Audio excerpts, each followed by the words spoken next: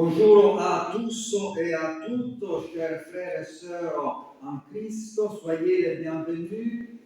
Merci à Janine pour l'accompagnement musical. Aujourd'hui, dimanche des Rameaux, l'Église commémore l'entrée de Jésus de Nazareth à Jérusalem et fait mémoire de la dernière semaine de la vie terrestre du Seigneur.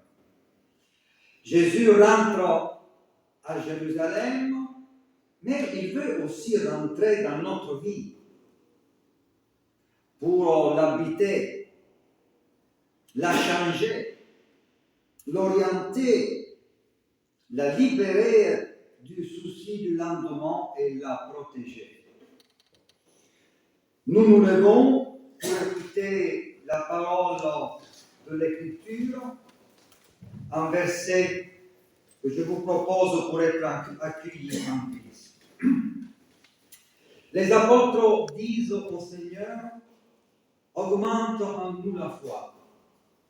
Le Seigneur dit, si vraiment vous aviez la foi gros comme une graine de moutarde, vous diriez à ce sycomore, déracine-toi et va te planter dans la mer, et il vous obéirait. Chers frères et sœurs, ce matin, notre foi n'est peut-être pas plus grande qu'une toute petite graine, mais à cause de la parole que nous avons entendue, nous croyons qu'une petite graine de confiance en Dieu peut déraciner les sycomores, déplacer les montagnes, une toute petite graine et abriter les oiseaux. Dieu notre Père regarde notre foi comme elle est petite, pas plus grande qu'une graine, mais une graine plantée en terre, dans la terre, peut donner naissance au plus grand des arbres. Si nous sommes la semence, tu es le jardinier, que ta parole en nous germe et s'enracine, qu'elle devienne parole de vie et de vérité, chemin d'espérance et d'évangile. Amen. Bénissons Dieu le seul Seigneur.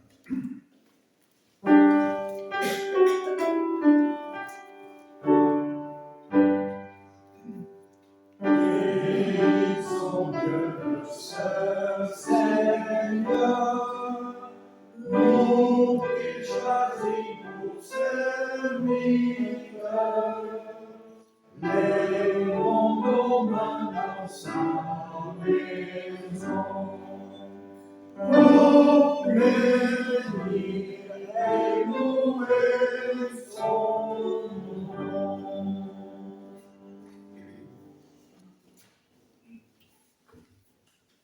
Je vous invite à prendre place, chers frères et sœurs, avant donc la prière de louange, pour entrer dans ce temps du dimanche de Rameaux. Je vous invite à écouter donc la lecture du texte de Matthieu 21, et après on fera la prière.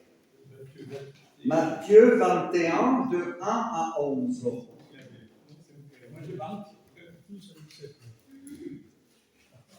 Tu as Marc? Oui, je pense. C'est toujours... Alors viens, je te donne l'autre. Voilà, Matthieu 21. Matthieu 21, c'est moi qui l'ai. Ah ben alors, c'est. Non. C'est toi. Non, c'est M. Weber. Monsieur Weber a la de 12.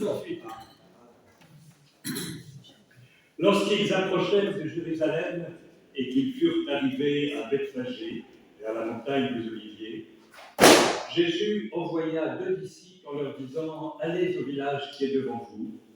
Vous trouverez aussitôt une ânesse attachée et un ânon avec elle. Détachez-les et amenez-les-moi. Et si quelqu'un vous dit quelque chose, vous répondrez « Le Seigneur en a besoin. » et à l'instant, il les laissera aller. Or, ceci arriva afin que s'accomplisse ce qui avait été annoncé par le prophète. Dites à la fille de Sion, voici, ton roi vient à toi, plein de douceur et monté sur un âne, sur un ânon, le petit d'une ânesse. Les disciples allèrent et firent ce que Jésus leur avait ordonné. Ils amenèrent l'ânesse et l'ânon, mirent sur eux leurs vêtements et le firent asseoir dessus. Et la plupart des gens de la foule étendirent leurs vêtements sur le chemin. D'autres coupèrent des branches d'arbres et en jonchèrent la route.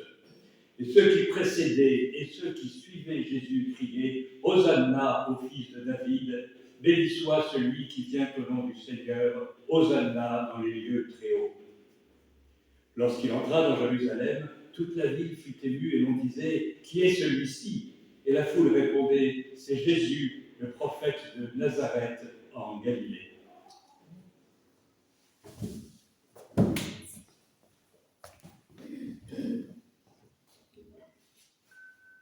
Aujourd'hui, dimanche des Rameaux, tu entres triomphalement à Jérusalem accompagné des acclamations de la foule.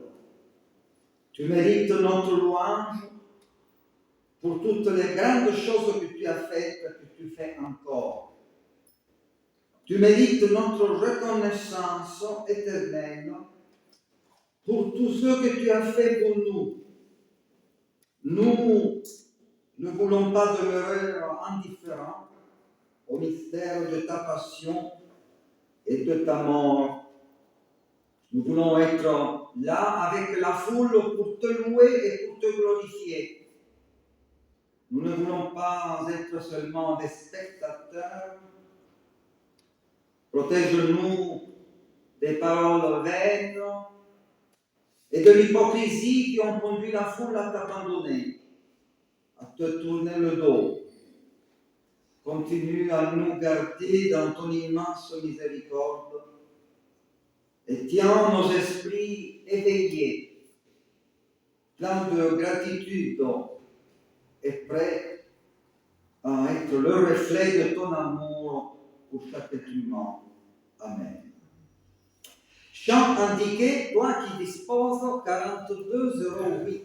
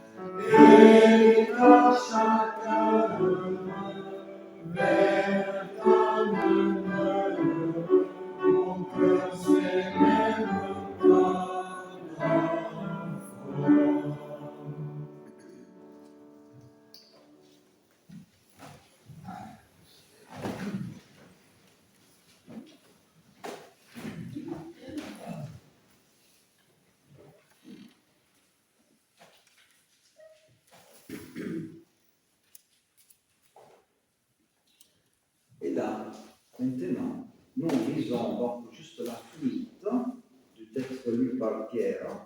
Voyons un peu ce qui se passe juste après l'entrée triomphale à Jérusalem.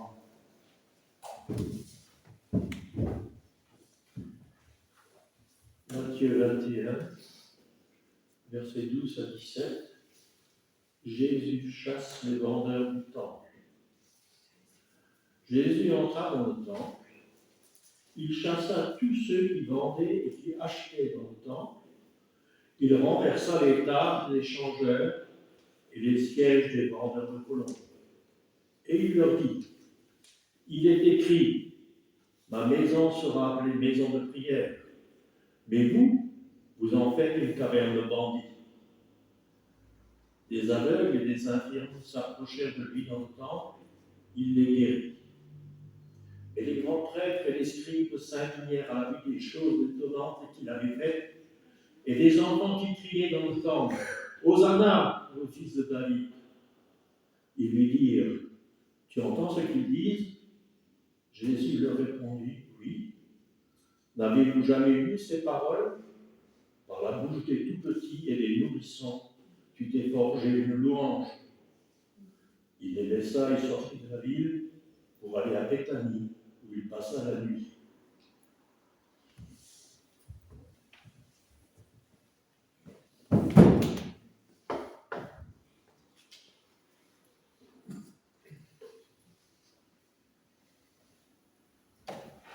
Je vous invite à la prière de repentance.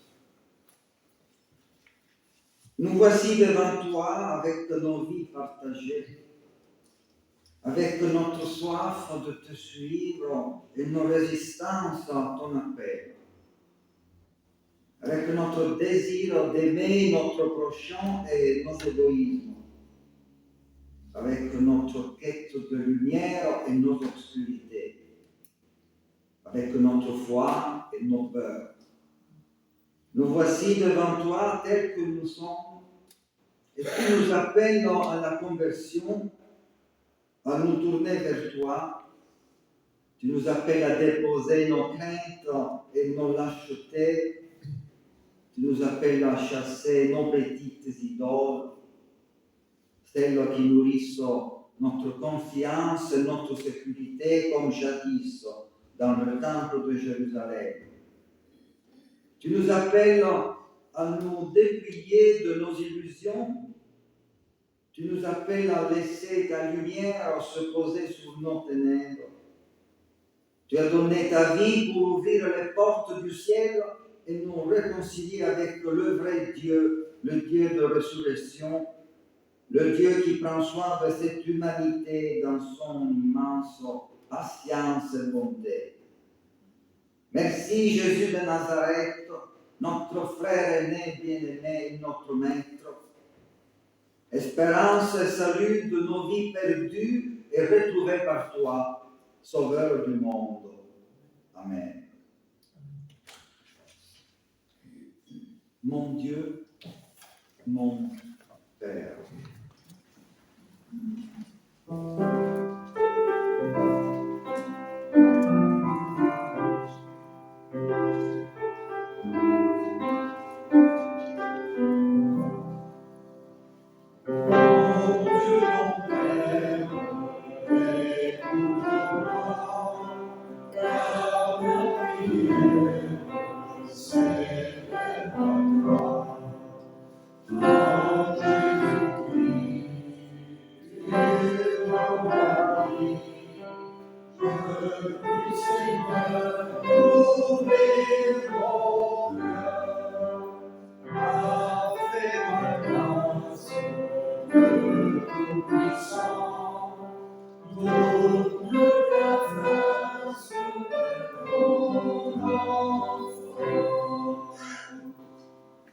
Chers frères et sœurs, levons-nous pour recevoir une parole de pardon et d'emploi.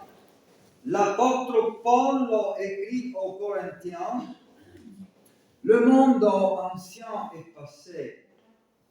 Voici qu'une réalité nouvelle est là. Tout vient de Dieu qui nous a réconciliés avec lui par le Christ. Et nous a confié le ministère de la réconciliation. Oui, c'est Dieu qui a réconcilié le monde avec lui par le Christ. Il ne tient plus compte des fautes des hommes. Il mis en nous, il a mis en nous la parole de la réconciliation. Paul regarde le Christ, sa vie, sa mort et sa résurrection, et il dit, le monde ancien est passé. Regardez maintenant. L'homme nouveau, votre frère aîné, le premier de la nouvelle humanité à laquelle vous êtes attachés par grâce. Soyons la bonne hauteur du Christ, chers frères et sœurs, vivons cette grâce, cette miséricorde avec reconnaissance et sans peur, mais avec du courage et de la joie dans le cœur. Amen. Spontané. Oui, toujours sur la terre.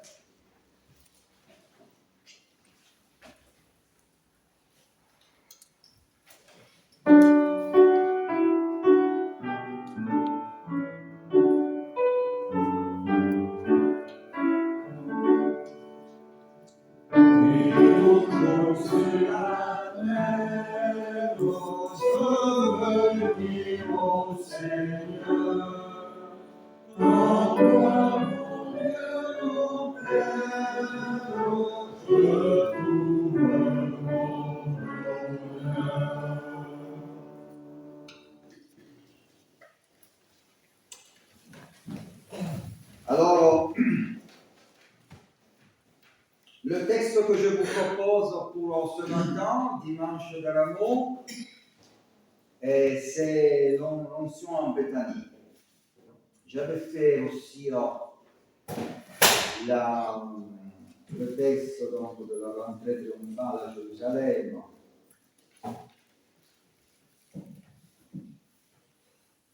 Il est venu un texte très politique, vraiment. Je l'ai fait hier à l'avance, après je me suis dit, c'est un peu trop, peut-être.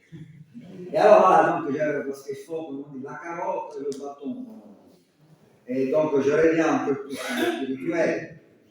Et alors, lisons donc ce texte, mais avant, demandons au Seigneur de vraiment apaiser nos cœurs, nous donner ce temps de repos, d'écoute de sa parole. Nous avons le privilège d'être ici, frères et sœurs en Christ. Il nous accueille, il nous offre une parole de vie, que chacun puisse trouver dans sa situation spécifique, dans le moment qu'il vit, une parole d'envoi, une parole d'encouragement.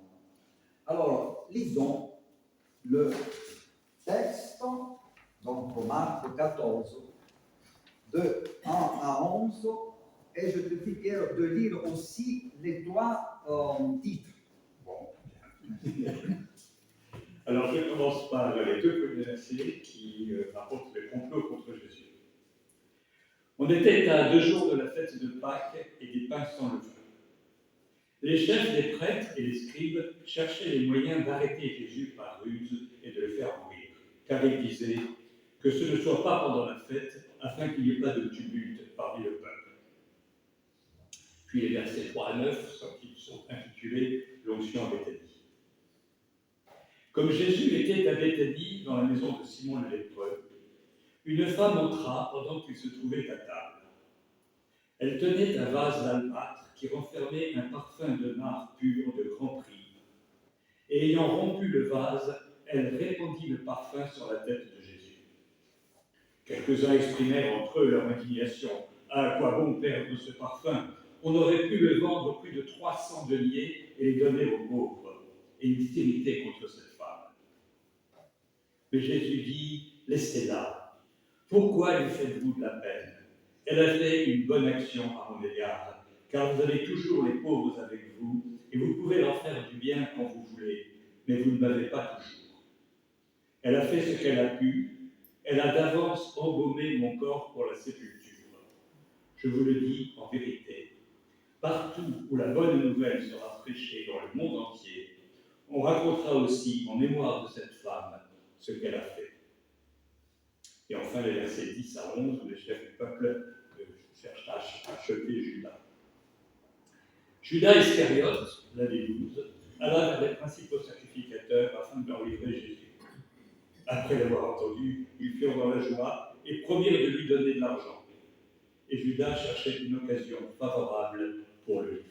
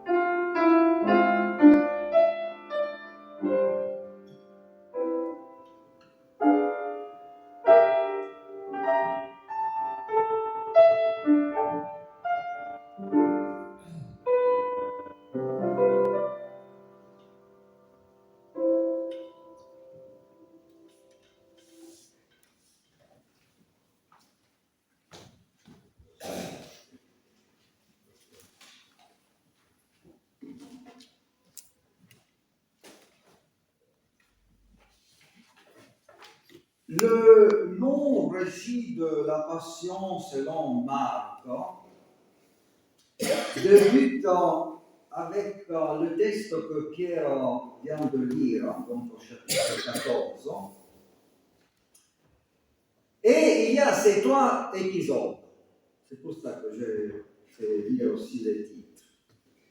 Le complot contre Jésus organisé par les chefs des Juifs. 2. La femme met du parfum sur la tête de Jésus. Et 3. Un accord entre Judas et les chefs du peuple. Un grand théologien français dit que ces 11 versets, avec ces trois couches, présentent une construction en sandwich. Le sandwich de McDo. Vous voyez, il y a donc un morceau de pain, il y a la viande, après l'autre morceau de pain, les trois. Construction en sandwich. Là, il y a les jeunes qui ont amené des cadeaux. On pourrait se demander, est-ce que qui aime le sandwich avec mayo ou avec ketchup?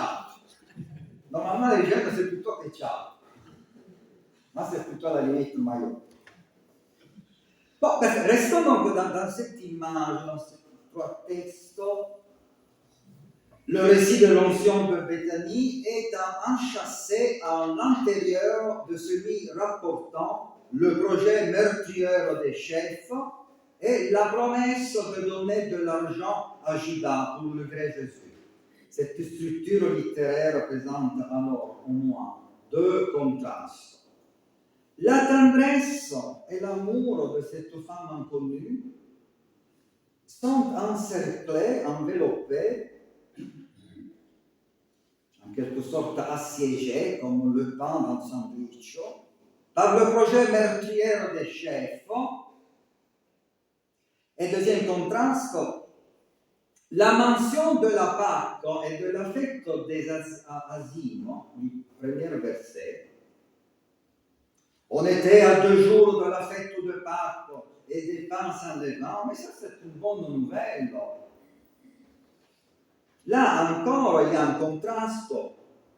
Cette parole sur la Pâque de réintroduire dans la logique des choses en temps de grâce et de joie. Pâques est la fête centrale du peuple juif.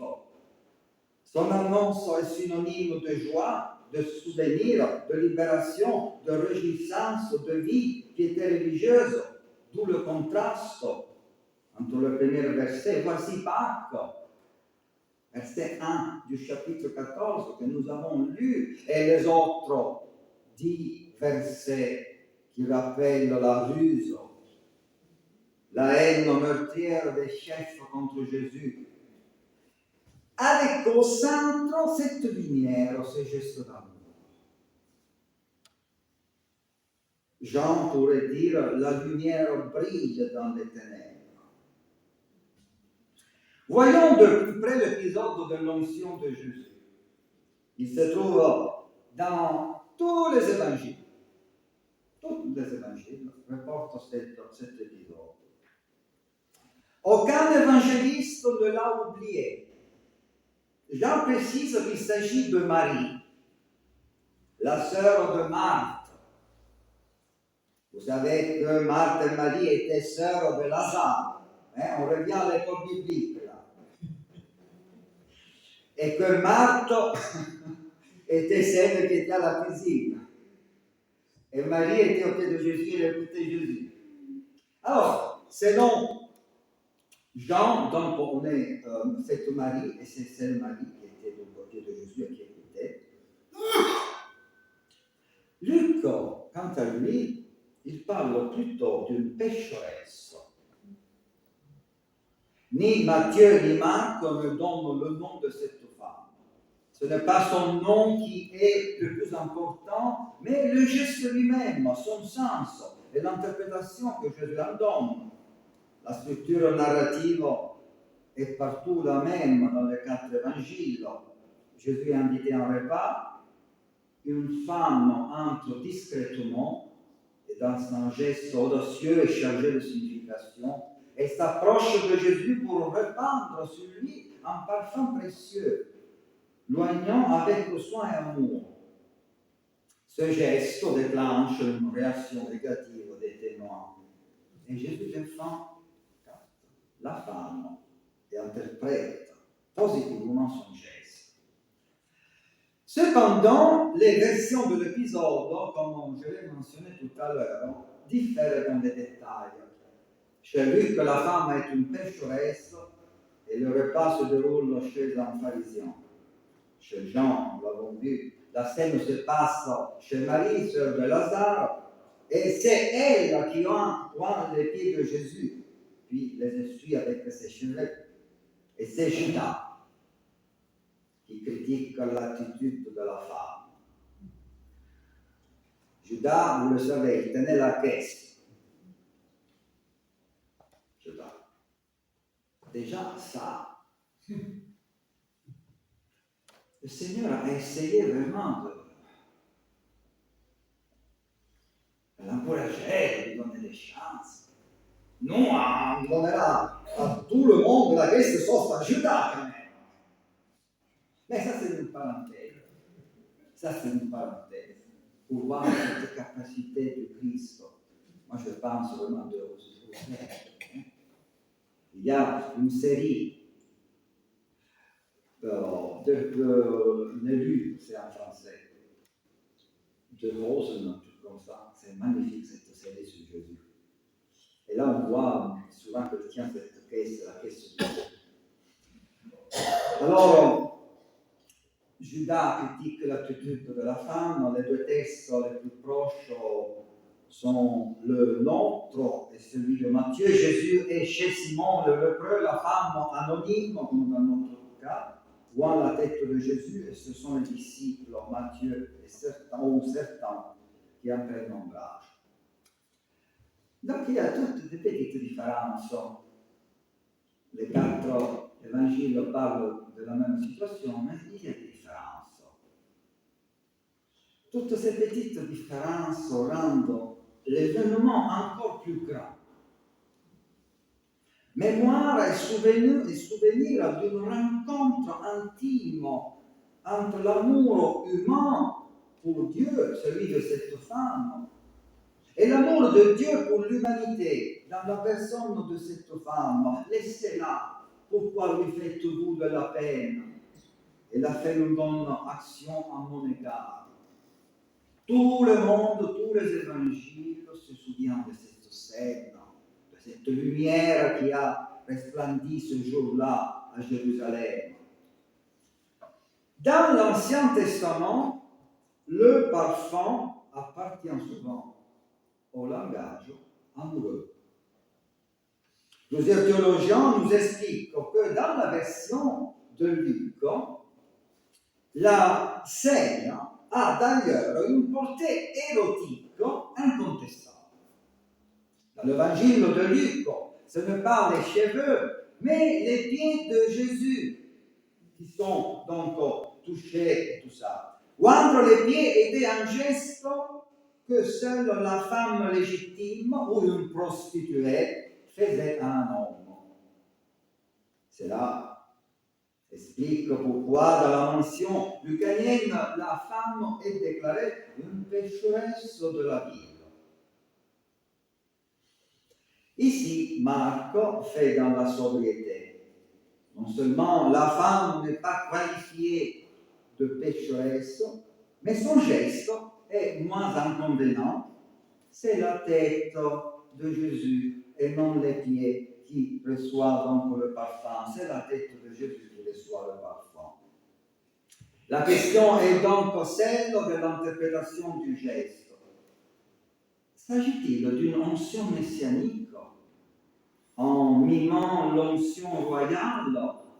La femme reconnaît en Jésus le Messie de Dieu. Vous savez qu'on fait ça comme ça. Samuel, quand il a, déclaré le roi David, il y a eu cette onction. Ou il s'agit d'un geste amoureux, certes présenté de manière plus discrète par Marc, mais néanmoins évocateur pour un auditoire du premier siècle. Peut-être est-il inutile de chercher à trancher. En effet, ce qui semble essentiel ici, c'est ne pas tant l'intention de la femme, mais l'interprétation qu'en donne d'un côté Jésus et de l'autre les témoins de la scène. Voyons l'interprétation du geste de la femme. Pour Marc, les témoins sont anonymes. Il dit certains, Matthieu par contre désigne les disciples. Eh bien, anonymes aux disciples, les témoins ne discernent pas le geste, dans ces gestes, ni l'onction royale, ni geste amoureux, mais qu'est-ce qu'ils disent? Voilà, ça c'est du gaspillage.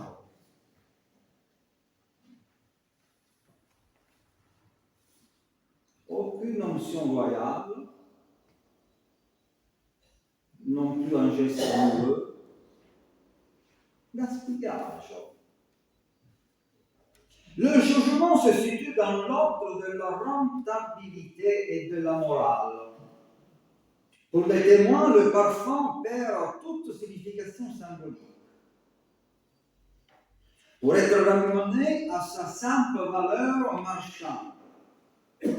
Souvent, nous aussi, nous ne voyons que dans une seule direction, souvent la direction la plus facile, la plus simple, mais qui nous fait perdre quelque chose de l'amour, quelque chose de la proximité avec le Christ, quelque chose de notre humanité, pour nous réduire à des petits hommes qui calculent tout le temps.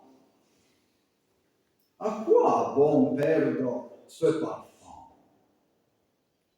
On aurait pu le vendre au plus de 300 deniers et les donner aux pauvres. Et il s'irritait contre cette femme. Face à ce rapproche, Jésus interprète le geste de la femme comme signifiant, comme œuvre belle. Dans le grec, il y a une parole qui est kalos, l'adjectif kalos. Kalos en grec signifie deux choses, beau et bon. Nous avons deux paroles pour décrire bon et beau. En grec, il n'y a qu'un seul adjectif, ou substantif, ça dépend comment vous l'utilisez. Kalos, beau, bon, sur le plan esthétique, et bon. Les deux dans un seul mot. Cette femme anonyme sait ou pressent que Jésus va mourir. Elle ne comprend peut-être pas toute la signification de son geste. Les disciples sont incapables d'entendre la gloire que Jésus ne cesse de leur annoncer, alors que cette femme a une intuition qui montre qu'elle a tout compris. Elle le dit à sa manière. Une manière féminine. Larmes et onction.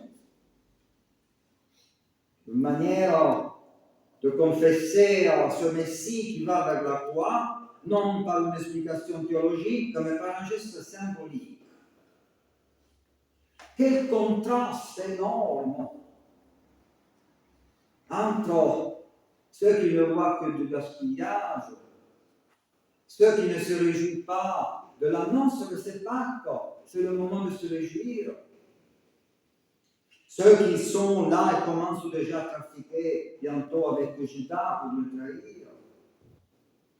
Et cette lumière de cette femme qui lui offre un geste d'amour, l'amour authentique, plein de sens.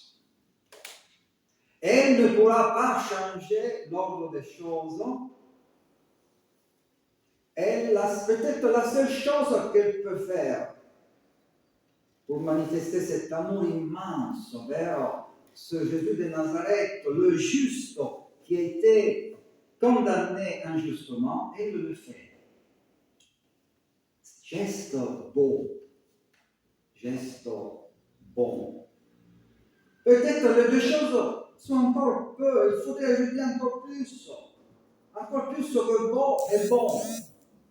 Quelle lumière dans ce sandwich où il y a d'un côté le mal qui pousse et de l'autre côté le mal encore qui pousse. Un sandwich, belle image, juste pour la tenir, pour la garder. La lumière brille dans les ténèbres. Les disciples n'ont rien compris, nous dit Antoine Nuis, à la gratuité. Mais en même temps, on peut peut-être le comprendre. Le prix du parfum correspond à un an de salaire. Faisons le calcul d'un an de salaire et mettons-nous à leur place. Ça en fait de l'argent pour les pauvres. Antoine Nuis. Mais naturellement, il est trop facile d'être généreux avec l'argent des autres. Il est trop généreux, trop facile de faire les généreux. Qu'est-ce qu'on pouvait donner? C'est l'argent des autres. En parlant de générosité et d'adoration, l'Évangile nous renvoie à notre propre responsabilité. Moi, je dirais même, il nous appelle à être nous-mêmes en parfum du Christ, comme le disait l'apôtre Paul, la bonne odeur du Christ. Peut-être nous ne serons jamais capables d'un geste qui peut nous coûter, non un an de salaire, parce que beaucoup moins, mais peut-être nous pouvons donc un peu plus devenir à notre tour parfum de Dieu, parfum du Christ.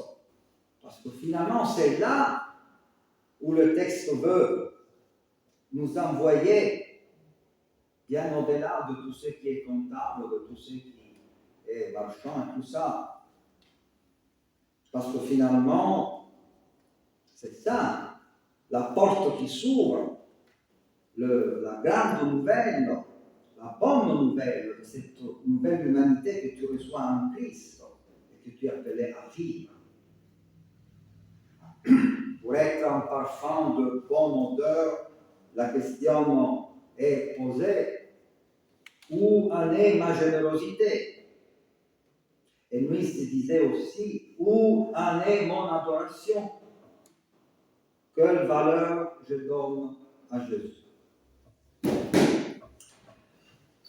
Voilà, chers frères et sœurs, c'est des pistes, des petites fenêtres sur ce texte sandwich, où la lumière brille dans les ténèbres.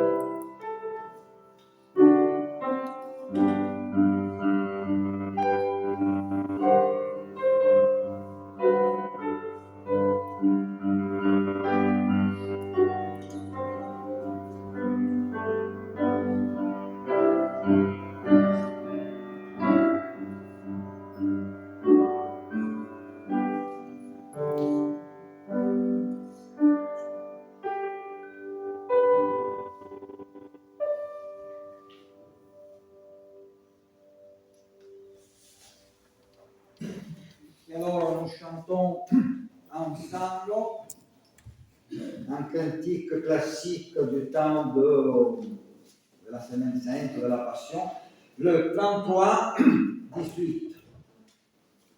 33, 18.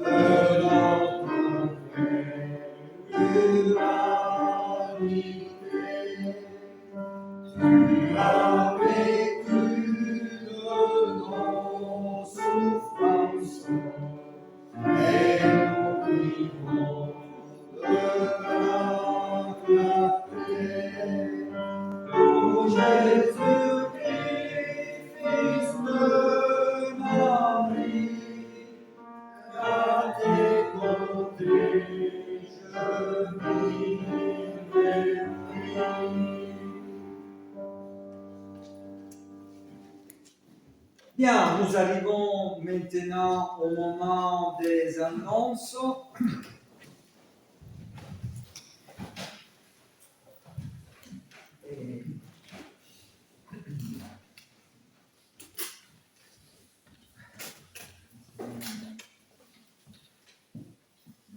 Bonjour à tous. Nous allons entrer donc dans la semaine sainte et dès jeudi soir, nous proposons donc la veillée de Pâques à 18h30 ici à Grasse. Nos arrivants sont invités évidemment à nous rejoindre et le lendemain pour la veillée du vendredi saint, dès 18h30, nous vous invitons à vous rendre à la chapelle Saint-Hugues à Vence. Cette fois-ci, ce seront nos amis frère François qui nous recevront. Pour le dimanche de Pâques, le culte aura lieu à Grasse à 10h, ici, à la chapelle Victoria. D'autres annonces? Il y a d'annoncer le décès de Hubert Nalouette et les obsèques vont avoir lieu ce jeudi, ici, à la chapelle Victoria à 10h30. Ce sera l'occasion pour accueillir son fils Frédéric et donc avoir ce temps de donner au revoir et faire un culte d'action de grâce dans tous les donc à la fin. Alors, je ne sais pas, après avoir lu le texte de Jésus chassant les marchands du temple, puis la référence du pasteur à celui qui tenait la bourse, j'ai là la bourse rouge, qui est la caisse des ventes de confiture, j'ose quand même annoncer qu'il y a au fond quantité de confitures de différentes variantes de citron. Il y a les confitures de Nagia, je crois que c'est un peu plus petit, non? Il faudra qu'on vérifie. Et puis il y a les confitures d'Annette, qui sont du citron à la carotte. Celle de Nagia, c'est aussi une variation de citron. Je ne suis pas. Oui, voilà. Donc, voilà, les marchands du temple sont ouverts à l'hiver. Merci Pierre.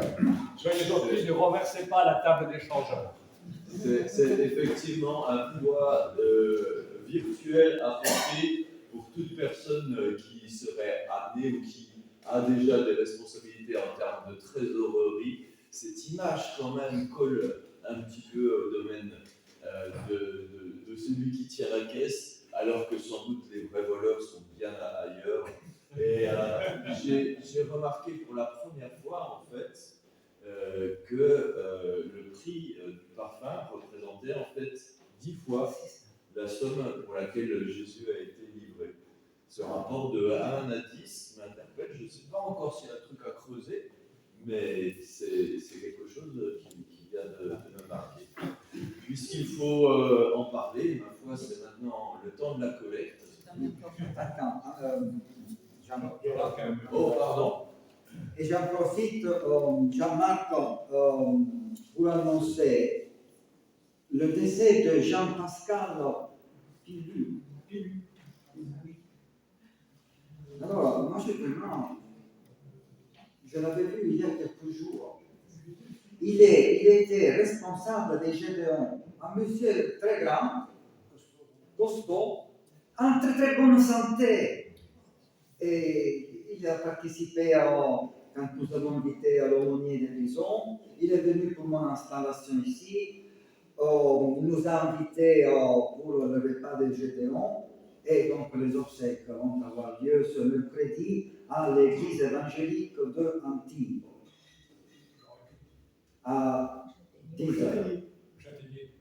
Oui, à 10h. Hein, oui. Mercredi, oui, à l'église Unity à Antibes à 9h. À 9h. Châtaignier. Bonjour.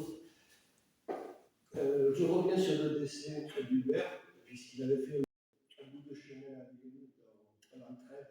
Il avait assuré des fonctions de trésorier pendant quelques années. Voilà. C'est sa femme qui était Torre Pilic. sans une peu de transition, le convoi pour l'Ukraine est parti jeudi dernier à 2h du matin et j'ai eu la nouvelle. Ils sont arrivés hier à Kiev et donc ils partaient aujourd'hui sur l'Est encore. Voilà. Je vous rappelle que l'AID a financé deux compresseurs et puis on a participé aussi au voyage. D'ailleurs, son retour a souhaité venir ici pour nous rendre compte de tout son voyage. Alors, en plus, les générateurs, il avait beaucoup de matériel médical. Voilà. Donc, ils sont très habitués à connaître les besoins et ils te ciblent vraiment ce qu'ils ont. Voilà. On leur souhaite évidemment une bonne route. Et voilà. Merci.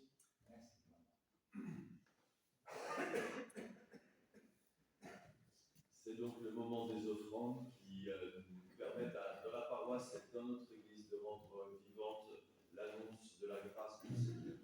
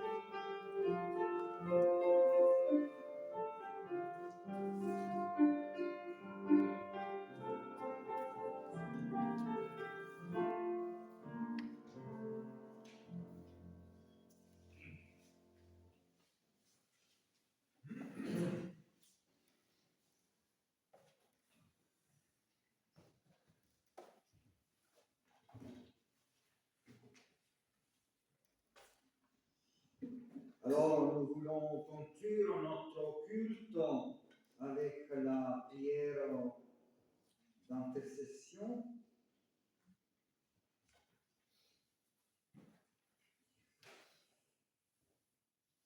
Parce que le Seigneur en a besoin, disent les disciples, envoyés chercher la monture de Jésus pour son entrée à Jérusalem.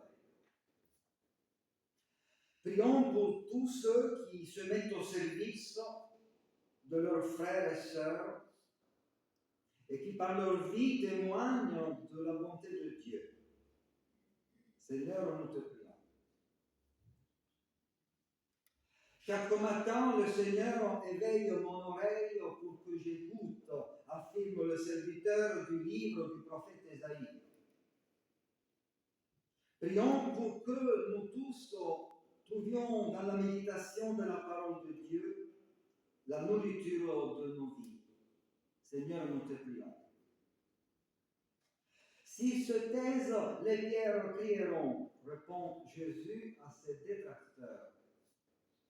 Prions pour que l'Église annonce en toutes circonstances et avec foi la toute-puissance d'amour de Dieu qui est le créateur de tout l'univers et le salut de tout homme. Seigneur, nous te prions. Prions pour les soldats ukrainiens et russes ainsi que pour le peuple ukrainien confronté aux horreurs de la guerre. Prions pour tous les peuples qui ont subi et subissent encore de telles atrocités. Prions pour l'Église épiscopale anglicane et pour son hôpital à Gaza, détruit ce matin par l'armée israélienne. Prions pour les otages. Prions pour tous les innocents qui sont tués. Seigneur, nous te prions pour toutes les victimes, pour tous les innocents qui souffrent à cause de la méchanceté des hommes. Prions Dieu pour toutes les femmes persécutées qui tiennent ferme malgré les pressions familiales. Prions afin que Dieu offre la sécurité et la paix intérieure à Aïna et à sa fille, femme convertie à la foi chrétienne, comme nous l'apprenons par porte ouverte. Remercions Dieu pour la foi et le ministère d'évangélisation de Karima, une femme chrétienne de l'Asie centrale. Seigneur, nous te prions pour tous ceux qui résistent au mal et annoncent ta nouvelle, une nouvelle de miséricorde et de grâce. Je vous invite, chers frères et sœurs, à vous lever. Parfois, les gestes symboliques sont très importants. Et nous disons ensemble en communion avec l'Église universelle, Notre Père qui es aux cieux, que ton nom soit sanctifié, que ton règne vienne, que ta volonté soit faite sur la terre comme au ciel. Donne-nous aujourd'hui notre pain de ce jour. Pardonne-nous nos offenses, comme nous pardonnons aussi à ceux qui nous ont offensés. Et ne nous laisse pas entrer en tentation, mais délivre-nous du mal, car c'est à toi qu'appartiennent le règne, la puissance et le pouvoir, pour les siècles des siècles. Amen.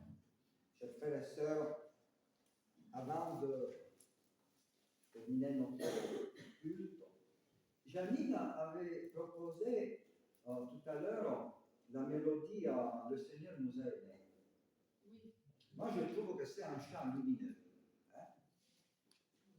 Alors, on va le prendre au 24-14.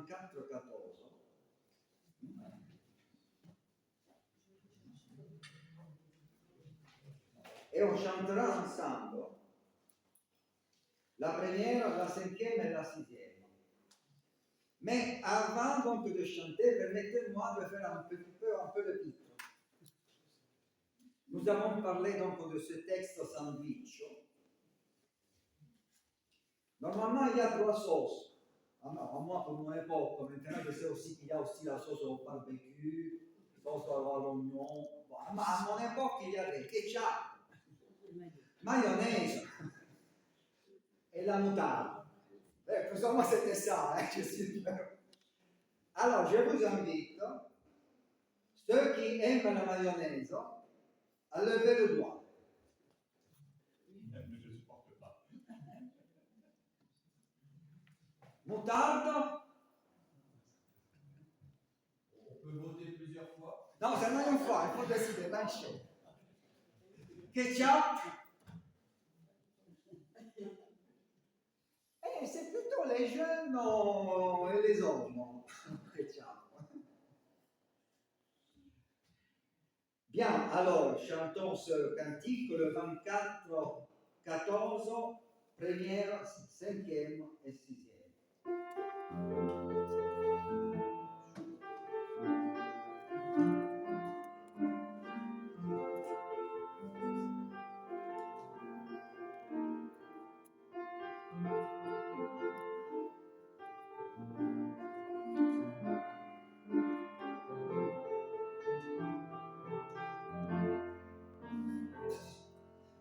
Le Seigneur nous a aimés quand on n'a jamais vu.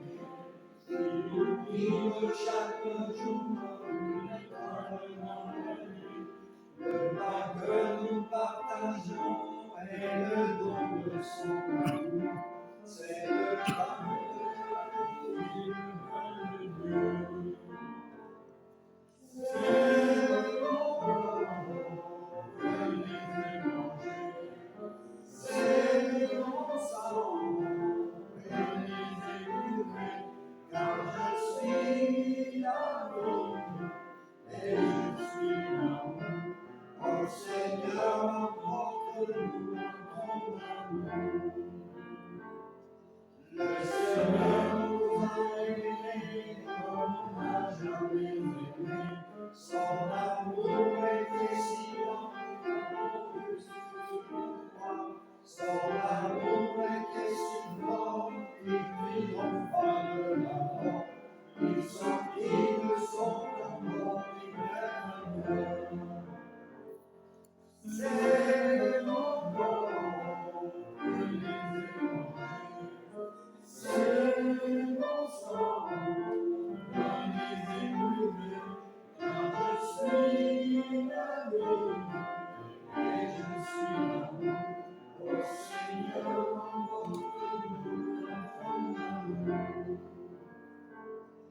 Le Seigneur nous a élevés comme on n'a jamais vu.